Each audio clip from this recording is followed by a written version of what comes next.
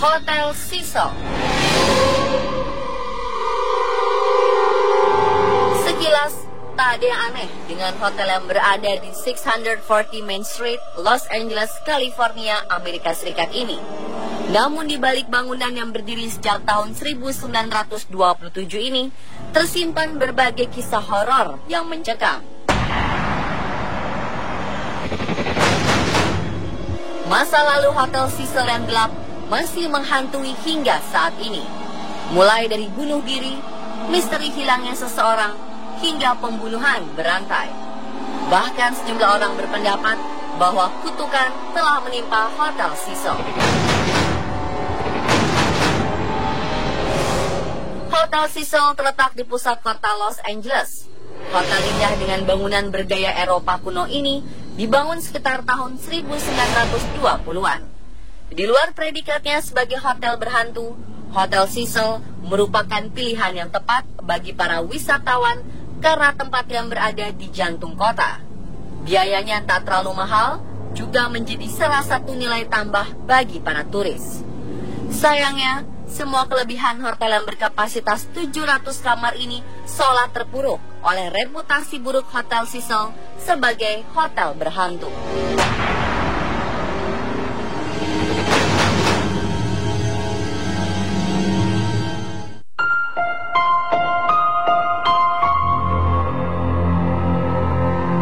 Bahkan pada akhir Januari 2014 silam, seorang warga yang tinggal sekitar Hotel Cecil tak sengaja mengabadikan sosok misterius di Hotel Cecil. Pria bernama Carlson Eldred tersebut mengambil foto sosok aneh yang terlihat menggantung di luar jendela lantai 4 hotel tersebut. Carlson mengaku dihantui mimpi buruk setelah mengambil foto tersebut.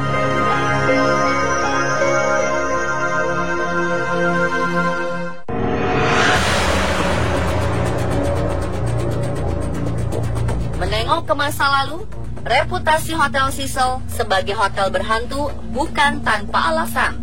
Hotel Cecil merupakan tempat tinggal seorang pembunuh berantai bernama Richard Ramirez.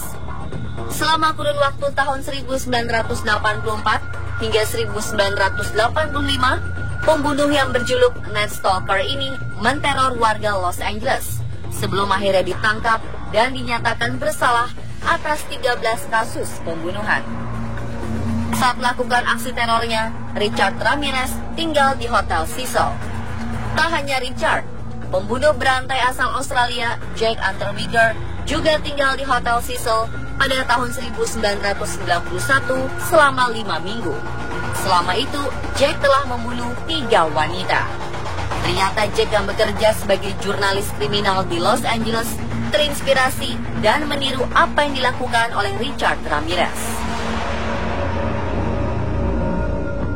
Namun jauh sebelum para pembunuh berantai tersebut tinggal di Hotel Cecil, penginapan ini juga memiliki reputasi buruk sebagai lokasi bunuh diri. Pada tahun 1962, seorang wanita bernama Pauline Otten melompat dari jendela lantai 9 setelah terlibat pertengkaran dengan suaminya.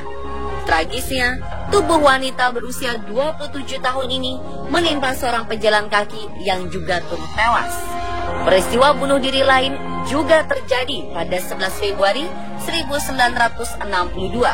Kala itu, wanita bernama Julie Moore melompat dari jendela kamar lantai 8 tempat ia menginap. Pada 22 Oktober 1954, Helen Gurney, wanita berusia 50 tahunan, melompat dari jendela lantai 7 kamarnya dan mendarat di atap lobi hotel. Tercatat, masih banyak kasus bunuh diri lainnya yang terjadi di Hotel Cecil. Selain sering menjadi tempat bunuh diri, peristiwa pembunuhan juga pernah terjadi di hotel ini. Pembunuhan yang menimpa seorang wanita bernama Goldie Osgood ini disebut-sebut sebagai salah satu peristiwa paling keji yang pernah terjadi di Hotel Cecil. Goldie ditemukan tewas mengenaskan di kamarnya. Pembunuhan yang terjadi pada tahun 1964 tidak pernah terkuak siapa pelakunya.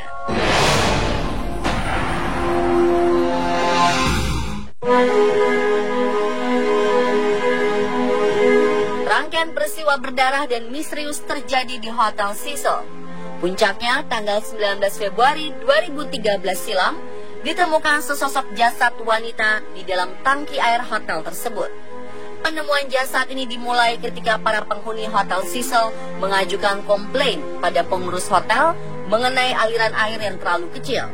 Petugas pemeliharaan gedung pun segera menuju atap hotel di mana tangki penampungan air berada. Apa yang ditemukan olehnya sungguh di luar dugaan. Jasad wanita tersebut diidentifikasi sebagai Elisa Lam, salah satu penghuni hotel yang telah dinyatakan hilang selama 19 hari. Elisa Lam adalah seorang mahasiswi di University of British Columbia, Kanada. Gadis kelahiran 30 April 1991 ini pergi ke Los Angeles seorang diri dan menginap di Hotel Cecil. Staf hotel mengaku melihat gadis ini terakhir kali pada tanggal 31 Januari. Peristiwa penemuan jasad Elisa Lam di dalam tangki air menjadi perbincangan hangat di seluruh dunia. Mereka menduga dan menerka apa sebenarnya yang terjadi pada gadis berkacamata tersebut. Sebelum jasad Elisa Lam ditemukan pada tanggal 13 Februari, kepolisian Los Angeles sempat merilis sebuah rekaman CCTV milik hotel untuk meminta bantuan masyarakat yang mungkin melihat atau mengetahui keberadaan Elisa. Dalam rekaman CCTV tersebut, terlihat bahwa Elisa Lam bertingkah sangat aneh.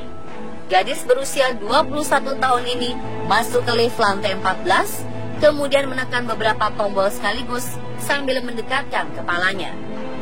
Karena pintu lift tak kunjung tertutup, Elisa memeriksa keluar dengan cara yang tidak biasa. Setelah memastikan tak ada siapapun, Elisa kembali masuk ke dalam lift, lalu merapat ke sudut lift, seakan-akan sedang bersembunyi dari seseorang. Ia pun kembali keluar sebelah kiri lift dan menggerak-gerakkan tangan seperti sedang menari.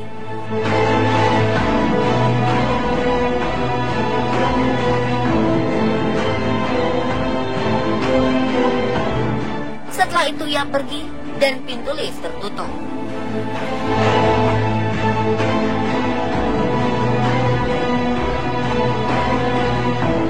Apa yang terekam dalam CCTV tersebut dinilai aneh oleh banyak pihak. Banyak yang kemudian bertanya-tanya apa yang dilakukan oleh Elisa di dalam lift tersebut, serta mengapa ia bertindak begitu aneh. Lalu bagaimana ia bisa berada di dalam tangki air?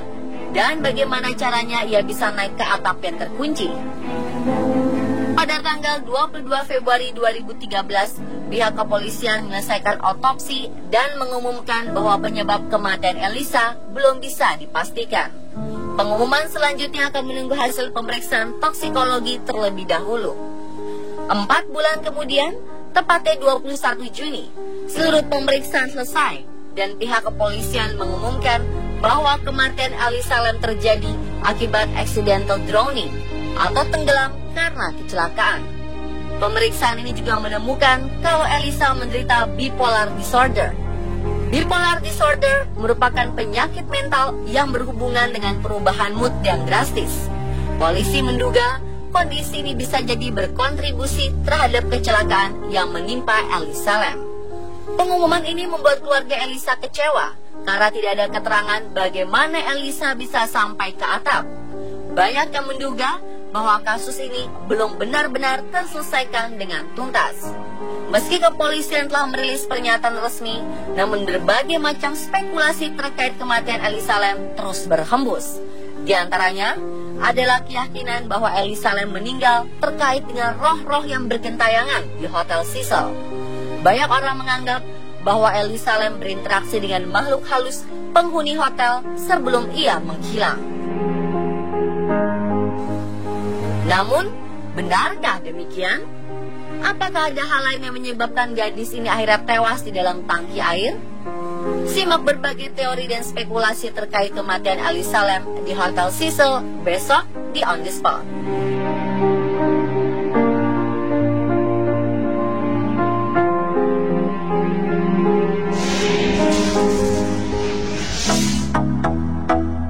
Buat kamu yang